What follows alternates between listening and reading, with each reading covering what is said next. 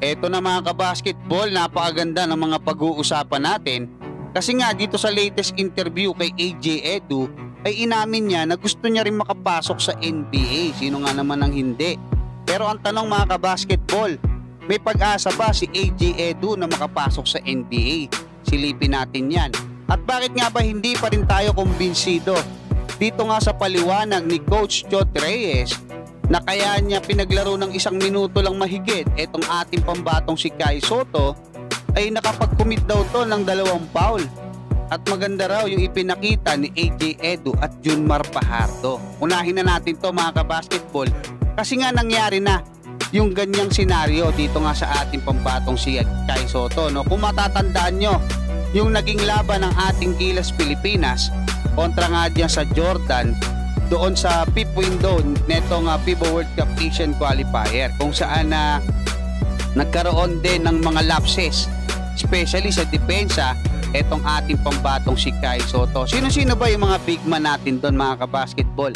Kung mawala nga si Jordan Clarkson noon, si Ange Kwame, yung ating naging naturalized player na kapalitan ni Kai Sotto sa center position, nandoon pa rin si Japit Aguilar at etong si Poy Eram, yung isa sa mga forward na ginamit natin dyan mga kabasketball. Siyempre kasama rin si Kiambao saka etong si Malone. So si Optana nandyan din mga kabasketball. So ano nangyari? Bakit solid pa rin yung performance na naipakita ni Kai Sotto sa kabila ng mga lapses na nagawa niya mga kabasketball? Kasi nga pinagkatiwalaan siya. Ang nangyari kasi mga kabasketball nung umpisa, kumbaga kinain siya netong big man ng Jordan na si Aldwairi mga kabasketball. Naglalaro yan diyan sa EuroLeague. So yun, ilang beses yun no, na nag-struggle si Kai sa pagdepensa diyan nga kay Aldwairi. Kaya inilabas siya netong si Coach Chot Reyes. At doon nga, nung nilabas siya mga kabasketball, kinausap siya netong si Coach Tim Cone. Kasi sabi ni Coach Chot Reyes ay sinabihan niya raw etong assistant coach niya na si Coach Tim Cone na kausapin si Kai Sotto kung bakit siya nilabas at kung ano yung gusto nilang gawin ni Kai para nga maging maganda yung laro nila dyan. At yun nga, maganda naman yung naging resulta. Ganun din sa third quarter mga kabasketball, diba? Nagkaroon din siya ng problema at pinalitan din siya ulit ni Coach Chot Reyes at nagkaroon din ng adjustment. So yun yung sinasabi niya.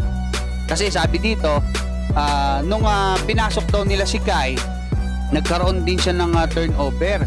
Tapos nilabas siya, di ba? Nilabas siya para ma-deliver kung ano yung dapat niyang magawa. Yun nga lang, maganda yung naipakita niya nung bandang huli na, no?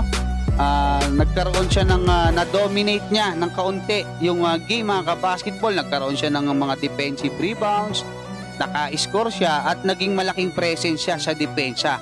At doon sa tatlong game na yon mga kabasketball, doon sa fifth window netong FIBA World Cup Asian Qualifier, si Kai Sotto yung pinakamaraming puntos, pinakamaraming rebounds saka blocks. 14 points, 9.3 rebounds at 2.7 blocks per game mga kabasketball. So ano ibig ko sabihin dito? Hindi totoo na hindi kaya ni Kai. Diba? Kasi 1 minuto, grabe naman. Ganun ba ang tiwala? Diba? Oh, real talk. Gusto niyo ng real talk? Nagkamali, okay. Na-foul, okay. Labas mo sa first quarter. Pati mo na pinasok nung second quarter, nung third quarter, nung fourth quarter. So yun yung punto ko dyan mga kabasketball. Hindi para i-hate or i-bash etong si Coach Chot Reyes. Ang sinasabi ko, mali yung ginawa niyang paggamit. Hindi lang naman kay Kai Sotto eh. Nakita naman natin, di ba? Marami mga kabasketball na gusto natin maayos sana para manalo yung Gilas Pilipinas. Yung mga Pilipino matuwa, di ba?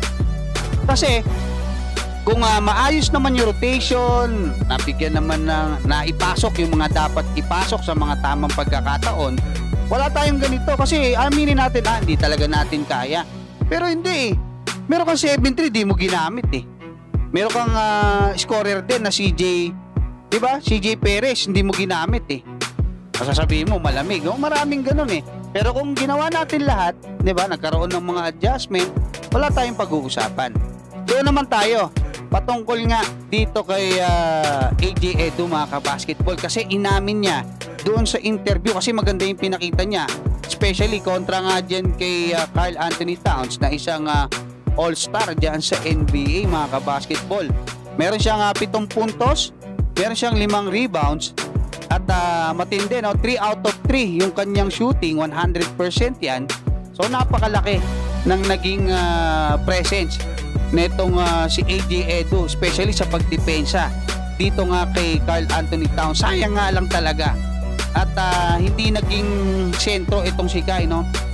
Kasi alam niyo mga kabasketball, mas effective si Kai pagka help defense siya, siya yung huling-huli, siya yung bubutata. Saka hindi makaka-score ng ganun, hindi makakuha ng napakaraming offensive rebound itong kalaban natin. Para sa akin nga, lamang na lamang tayo mga kabasketball, kasi maalat yung nilaro ng Dominican Republic eh. At alam natin kung nakanino yung opensa nila, laging na kay Karl Anthony Towns lang. Papantay mo kay AJ Edu, pasalubong mo kay Kai Sotto, di ba? Although si Junmar Fajardo maganda yung inilaro, pero sana yung mga pag wala si Junmar, papasok mo si Kai, di ba? So maganda sana yung naging rotation natin. Ganon din sa mga guards, sa mga wingman natin. Yun lang naman ang hiling natin sana. Ngayon, tungkol sa tanong, may pag-asa ba itong si AJ Edu mga kabasketball?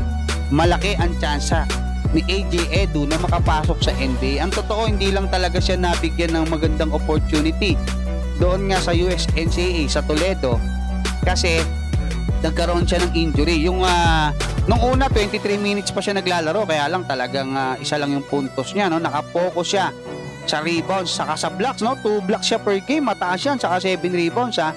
Kaya lang pagdating ng 2021 to 22, bumaba na yung kanyang minuto kasi na-injured nga siya. Bumalik nitong last season, 12 minutes. Kaya lang 2.8 points lang, 3 rebounds. Pero tumaas yung kanyang percentage, no? Field goal. Tayo naman, hoping tayo for the best dito nga sa ating pambatong si Kai Sotto at AJ Edu. At mga proud Pinoy yan mga kabasketball eh. Bata pa lang yung mga yan, 'di ba? Doon sa Gilas under 18, under 16, naglalaro na yan para sa ating national team. Kaya magiging proud tayo pagka meron sa kanila na makakapasok sa NBA. Hanggang dyan mga kabasketball, maraming salamat at God bless you.